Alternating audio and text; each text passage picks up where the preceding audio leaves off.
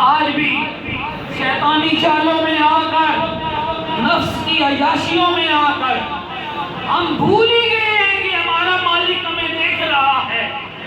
ہم اس بات کو بھول ہی گئے ہیں کہ وہ ذات جو سریع الحساب ہے، جو شدید العقاب ہے، اس کو ہماری گفتگو کا بھی علم ہے، ہمارے عمل کا بھی علم ہے، ہماری سوچ کا بھی علم ہے، ہمارے ارادوں کا بھی علم ہے، ہماری نفس کی میں پھوٹنے والی خواہشات کا بھی علم ہے۔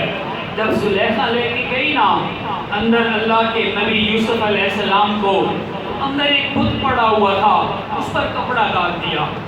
سیدنا یوسف علیہ السلام نے پوچھا یہ کیوں ڈالا ہے؟ تو کہنے لگی اس لیے ڈالا ہے کہ یہ میرا خدا ہے، اس کی آنکھوں پر پردہ ڈال دیا ہے، کپڑا ڈال دی تاکہ یہ مجھے دیکھ نہ سکے۔ تو حضرت یوسف علیہ السلام نے فرمایا زلیخا یہ تیرا خدا ہے، تو نے اس کی آنکھوں پہ پردہ ڈالا ہے، تو سمجھتی ہے یہ دیکھ نہیں سکے گا، اس کو اتنی طاقت ہے، لیکن میرا خدا تو وہ ہے جو رگوں میں آنے والی خواہشات کا بھی علم رکھتا ہے۔ میں اس کی موجودگی میں اب اس کے احکامات سے کس طرح انحراف کر سکتا ہوں۔ آخر میں ایک اللہ والے کا واقعہ سنیے۔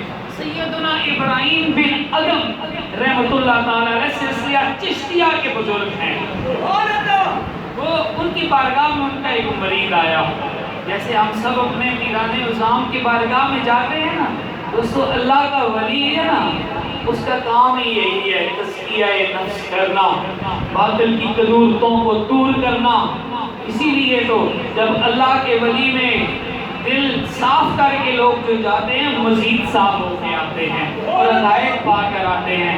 آیا اور کہنے لگا میرا مرشد میرا دل سخت ہو گیا ہے، میرا دل سخت ہو گیا ہے، میں ہر وقت بری سوچ سوچتا ہوں، ہر وقت برے کام کرتا ہوں، نیکی کی طرف مائل ہی نہیں ہوتا، نہ نماز پڑھتا ہوں نہ روزہ رکھتا ہوں، جو بری بات ہے میرے دل میں پیدا ہوتی ہے۔ ارے سچا پیر اپنے مریدوں کا ڈاکٹر ہوا کرتا۔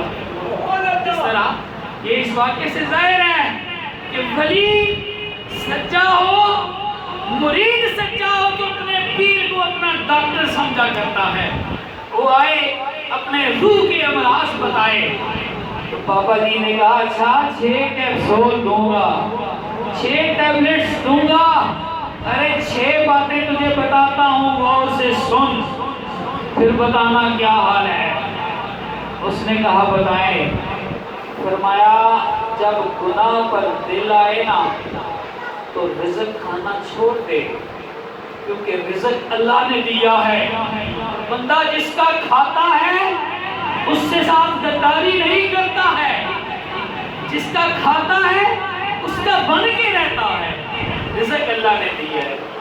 کہنے لگا یہ میں کیا کر سکتا ہوں، یہ تو میں ایسا نہیں کر سکتا۔ تو پھر کہا سچی توبہ کر لے، آجا اس کے حکموں کو مان لے، آجا اپنی زندگی کے دہاڑے بدل لے، آجا نافرمانی سے فرمانبرداری اختیار کر لے، آجا غداری چھوڑ، آجا غفلت چھوڑ، آجا اللہ کی عبادت اختیار کر لے اور سچی سچی عبادت اختیار کر لے۔ دوسری بات انہوں نے کہا یا وہاں چلے جایا کرو جب گناہ پر دل آئے نا، جب بری بات دل میں آئے، جب اللہ کے نبیوں کے بارے میں، نبی کی آل کے بارے میں، نبی کے صحابہ کے بارے میں، اللہ کے ولیوں کے بارے میں جب کوئی ایسی بات آئے یا عمل کسی دوسرے گناہ کی طرف جائے تو وہاں چلے جایا کرو جہاں خدا نہ دیکھ رہا ہو۔ کہنے لگا کوئی ایسی جگہ نہیں ہے۔ پھر فرمایا اس زمین سے ہٹ جایا کرو، زمین سے باہر نکل جایا کرو۔ تیسری بات فرمایا کہاں جاؤں گا، جا ہی نہیں سکتا۔ فرمایا جس کی جگہ پر بیٹھے ہیں، جس کی جگہ پہ بیٹھا ہے اس کی نافرمانی کس طرح کر رہا ہے، اس کے محبوب کے بارے میں، محبوب کے غلاموں کے بارے میں، محبوب کی آل کے بارے میں، محبوب کے ولیوں کے بارے میں، محبوب کے دین کے نمبرداروں کے بارے میں تیرے دل میں ایسی بات کیسے آ رہی ہے اور تیرا عمل و کردار پھر کیوں بگڑ رہا ہے؟ چوتھی بات انہوں نے فرمایا اگر موت آئے نا، موت آئے، موت کا فرشتہ آئے تو کہنا رک جا، میں توبہ کر لوں، میں گناہ چھوڑ لوں، پھر مجھے موت دینا۔ فرمانے کہنے لگا، عرض کرنے لگا بابا جی میری اتنی اہمیت کہاں کہ موت کا فرشتہ میری بات مانے گا؟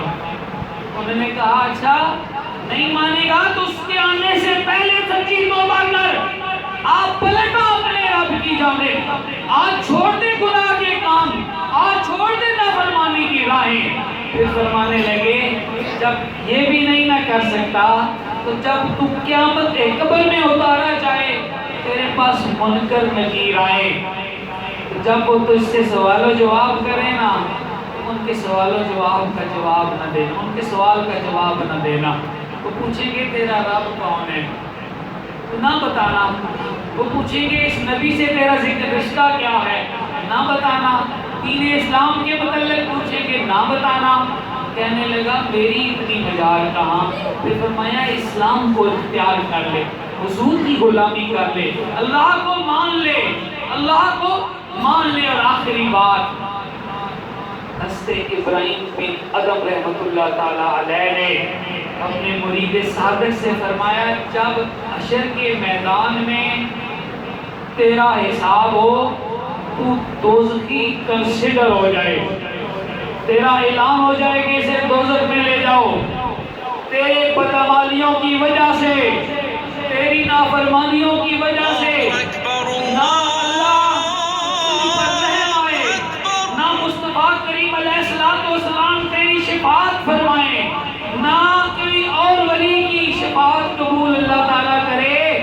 اس طرح جب دوزخ کے فرشتے تجھے کھینچنے لگے نا دوزخ کی جانب تو ان کا ہاتھ پکڑ لینا۔